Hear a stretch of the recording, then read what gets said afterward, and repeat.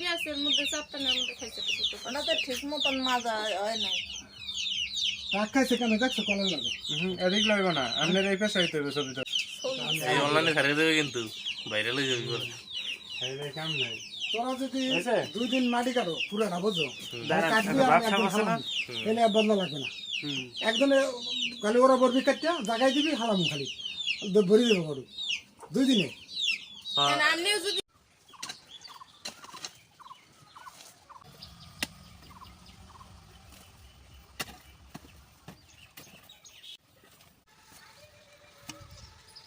খাইতে মারি আর খাইটা দিও কমায়।